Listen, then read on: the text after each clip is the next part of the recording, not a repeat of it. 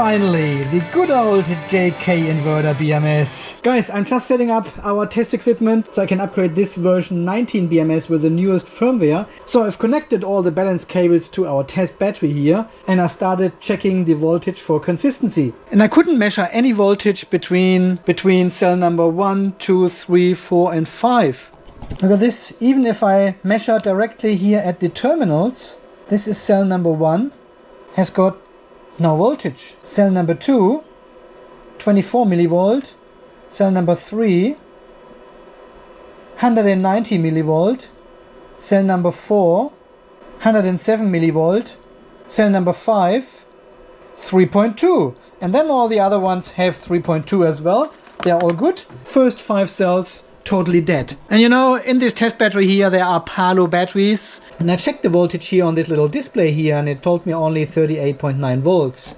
I haven't used this battery here for probably 5-6 weeks or so, so it was turned off and standing in the corner here on the floor, and now the first 5 cells have completely discharged.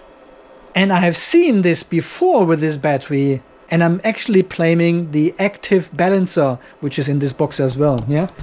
This is like one of these normal capacitive active balancers we put in, and also a switch to turn it off and on. And this one only connects this run solder blob here on the PCB and then turns on the active balancer if we need it. If we test a BMS, for example, which has a weak balancing, we can manually top balance the battery here with this switch. Yeah, and because the balance cables are permanently connected to this PCB here, but only the function is turned off, I believe that the electronic still pulls a bit of power and therefore discharges our cells. And we usually don't feel this with these devices because they are connected to larger batteries. They're 200, 300, 400 ampere hours, and a few milliamps here and there don't make a difference to these larger batteries. But here with a 5 ampere hour battery, it's not good. Guys, welcome back here to the off-grid garage in sunny, it is sunny.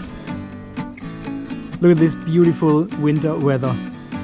Not one single cloud. Full sun. That's exactly what we need because we are only on 10% state of charge. Look at this. We've got 36 amps outside. 10% state of charge. And the grid charger is transferring energy from our grid-tied solar into our off-grid system. Yeah, I'm sure we will get to around 35 or 40% today. But let's get started with our experiment today. I wanted to actually test this new firmware for the JK-Inverter BMS, but now I can see the problem here coming up with all these cells here being not really charged. So I have to connect the power supply first and charge up this battery and see how all these cells here behave. I hope they are not damaged again. I really need to disconnect this active balancer inside. And let me... Here, there it is. See, there's our active balancer. It's here, and these 2 thin cables there, they go down there to the run pads and over here to the switch. But all these balance cables, they are still connected to our 48 volt battery. And I believe the electronic actually discharges this battery very, very slowly, but it makes a difference for these low capacity cells. So I'm going to recharge the battery now and then disconnect this active balancer. And then we will see the next time we use it in 5, 6, 7, 8 weeks or so if the batteries are discharged again. Because then something is wrong with my battery and it's not the balancer, but I think it's the balancer. Okay, I've recharged the battery a little bit, could test all the voltage consistency, connected everything, and let's see if it turns on. Oh, it does. It does turn on. The good old JK BMS never disappoints. So, while we are waiting for the battery to fully charge now and balance, I have already connected our LAN cable to the RS-485 port of the BMS. And we can continue and doing the firmware upgrade already and see what has actually changed. So, let's start the JK BMS monitor software 304. I'm not sure if there's actually a new version, but for the app version, there is a brand new one which is called 5.2.1, but I think it's necessary for the newest firmware version here, for the version 19 of the JK-Inverter BMS. Here we are, we still got a cell under voltage protection, because we have not recovered cell number 1 yet. So let's have a look what we have here actually. Ooh, version 19.00. This one has never been updated with any firmware. Yeah, that's right. We only updated the one in the Google Power box because this is the one we used for testing, but we've never updated this one here. Let's do it right now. Upload firmware. Select the file. Okay, so I've now connected the 1908. This is a beta version at the moment, and I need to provide the forced updating code as well, which I've already copied here to update this BMS. Yeah, always with the beta versions it doesn't recognize the version correctly, so it always says the firmware doesn't match the device. Okay, let's see what we have. Yeah, and it's the version 1908 beta 1. Yeah, we're still charging 2.8 amps. I'm not happy with cell number 1. It doesn't increase in voltage actually here. Okay, anyway, let's have a look at the settings. 6 times 1 as always. And we want to have a look what has changed. I believe there's only one change, which is... where is it? Where can we see it? Maybe it's not visible in the software here because I don't have the latest version of the computer software. Let me have a look in the app. Where the hell is it? Do I need a different version again, or is it renamed somehow?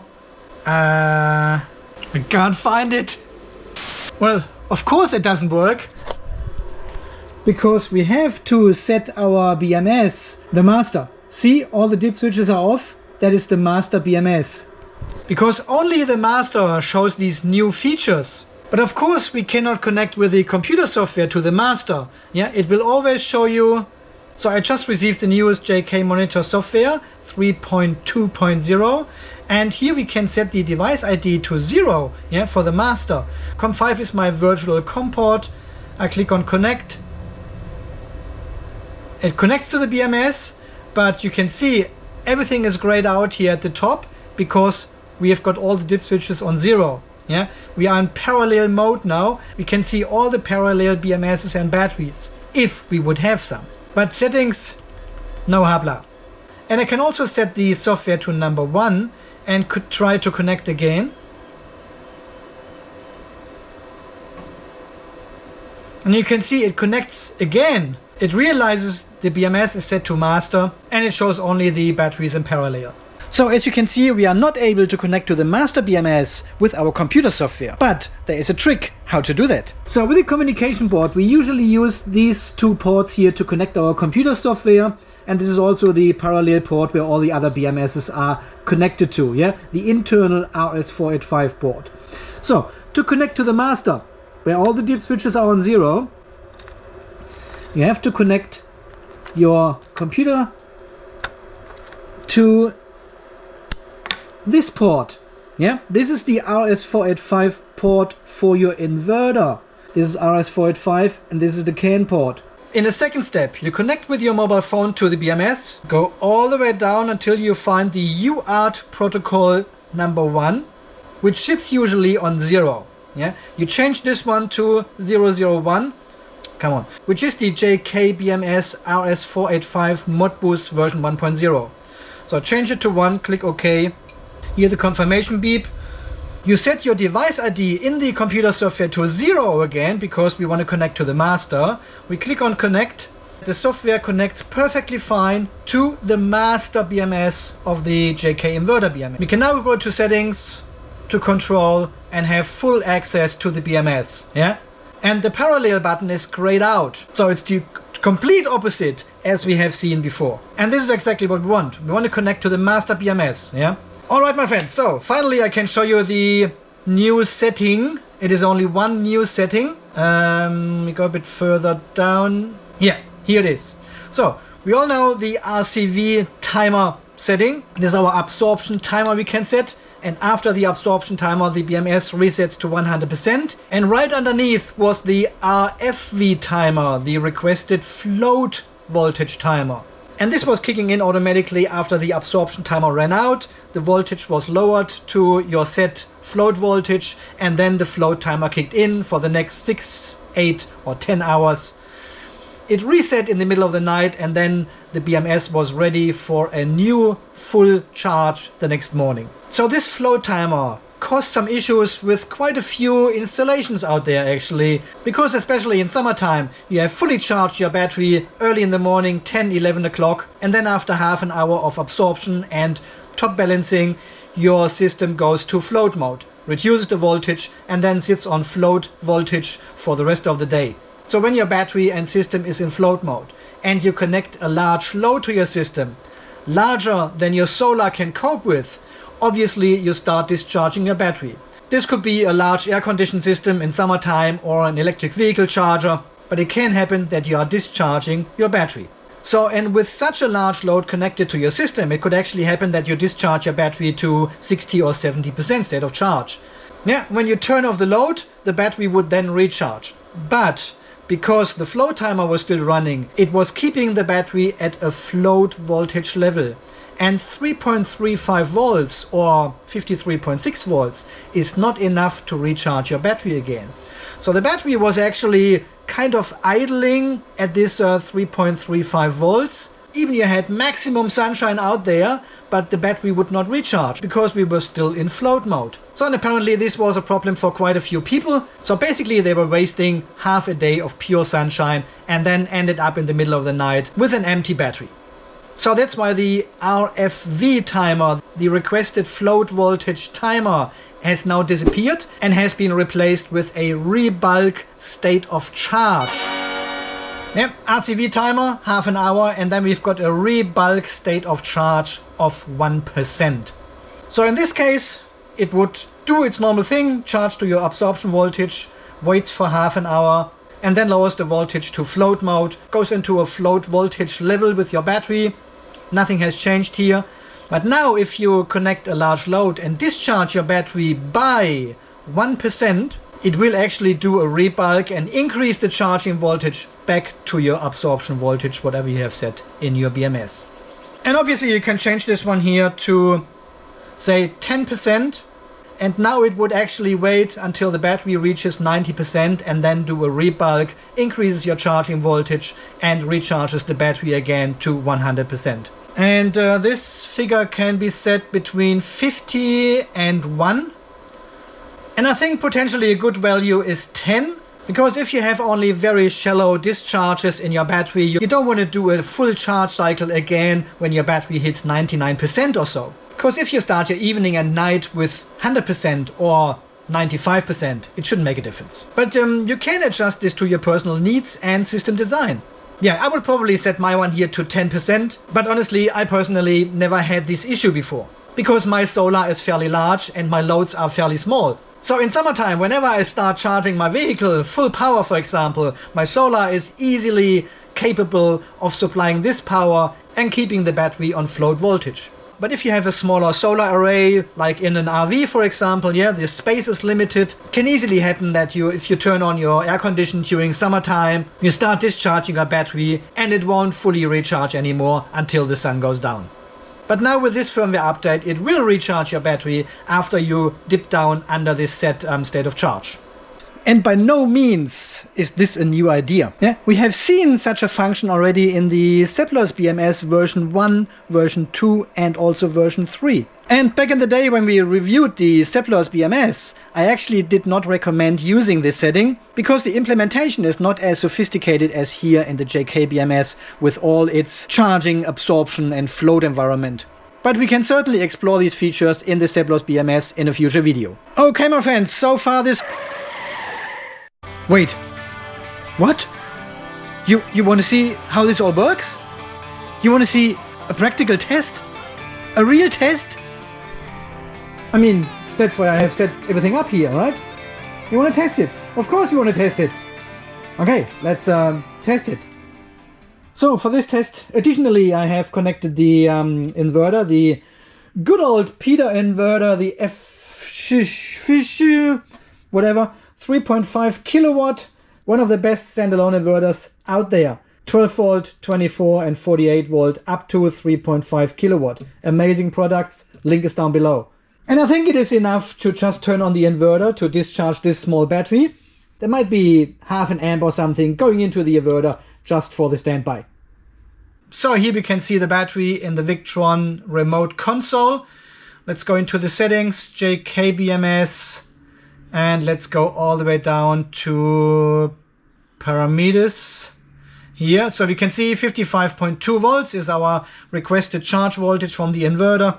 And if we go into the settings here of the JK-BMS, we can see these settings here, 3.45 volts and 3.445 volts is our state of charge 100% voltage here to reset the BMS. And further down here we have got the RFV voltage, the requested float voltage of 3.35. And even further down, I've set the RFV-Timer to 0.1 hour, which is 6 minutes, just for testing purposes here, of course. And underneath, we've got the brand new setting, Re-Bulk state of charge of 5% delta. Yeah, so charges to 100%, 55.2 volts, holds the voltage there for 6 minutes, and then drops it down to 3.35 volts. And then it waits until the state of charge goes under 95%. And then it starts a new charging cycle again. All right, let's confirm if this actually works. I haven't tried it myself. Let's fully charge this battery. So we have here 90% state of charge. We've got charge status bulk, obviously. The charge timer is not running. So let's increase the current here. We just need to trigger 55.2 volts. And this is the beauty of this small battery. I can just increase the current into the battery, and voltage rises quickly. As soon as we see 55.2, now it goes into absorption mode, and the timer is running as well. So we need to wait for 360 seconds now, and then we should go into float mode if the voltage is still at 55.12 volts. This is something people still don't understand. They still make it wrong and send me a ton of emails because their BMS is not resetting correctly. The reset is only after the absorption timer, not right now. We have reached absorption mode. We keep the voltage at 55.2 volts now. A little bit too high here with my settings, but that's fine. Just going down a tiny bit. Yeah, here we go. And only after the absorption timer has run out and goes into float, then it resets to 100%, but only if you have still reached the state of charge 100% voltage. Okay, let's wait until we are close to 360 seconds, and then we see if the whole mechanic works. All right, we've got another 30 seconds, and we have to pay attention to the remaining capacity. It's on 93%.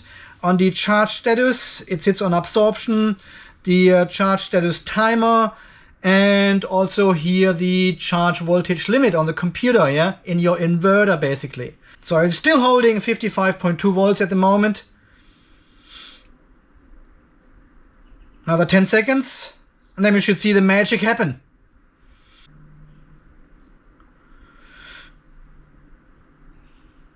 Bam, we go into float. BMS has reset to 100%. There's still a timer running, obviously, here. That's strange. Why is there a timer running? And obviously your inverter has also lowered the voltage now to charge a battery to 53.6. Yeah, it's lowering the voltage because battery is fully charged, fully absorbed, fully top balanced, everything full. Now we can lower the voltage and keep the battery there on this level. Yeah, and this was the problem now because it keeps the level for the set float timer. And now when you put a large load on it, it discharges the battery to 70-80% state of charge. And then when you recharge, when you want to recharge it, it doesn't do it because it charges only to 53.6 volts. No? And to overcome exactly this problem, we've got now the Re-Bulk state of charge. So let's turn off the charger here, and I'll turn on the load to discharge the battery. Let's see how much this inverter actually pulls from the battery. There is another charger plugged in to charge the pool robot, the cleaner. So we are pulling 2.8 amps, which is a 0.5 C for these batteries. And we should see state of charge going down fairly quickly here. We're still on 53.6, 100% state of charge, it says. But we're pulling 2.8 amps. Nice. 53.6. I'm just trying to emulate the problem here for you. so you can see actually what's going to happen. So I'm setting the power supply to 53.6 volts now. Yeah, there we go. So we've put the fairly big load now on the battery, and I'm turning off the load and connecting the power supply again. And you can see we are charging only with 1 amp, and the current will taper off now very quickly. And we are not fully charging because we're already at 53.6 volts. Look at this, the battery is already there. So it will actually stop charging now. The battery has the same voltage as your charger. There's no difference, no current flowing. So it doesn't actually recharge the battery anymore. And this was exactly the problem. So, all right, let's continue discharging the battery. All right. I'll be right back when we are close to 95% state of charge. So we are on 96% state of charge now, still discharging with 2.2 amps, requesting 53.6 volts from your inverter. And we are doing this for 400 seconds now. And the battery will be at 95 any moment. Not sure if it needs to be at 95 or under 95, but we will find out in a second. And then we should see the charge state going from float to bulk again, and we're requesting a higher charge voltage to fully recharge, rebulk your battery again. 95, exactly 95, we go back to bulk, timer resets to 0, and the requested charge voltage goes back to 55.2 volts as well in your inverter. So when you turn off your load now and turn on the charger again, it will recharge the battery now to 55.2 volts. It seems to work. This was the test you requested, and back to the video. A quick video from today talking about the small but important changes for the CEPLOS, for the JK-Inverter BMS, which will be coming in the next firmware update.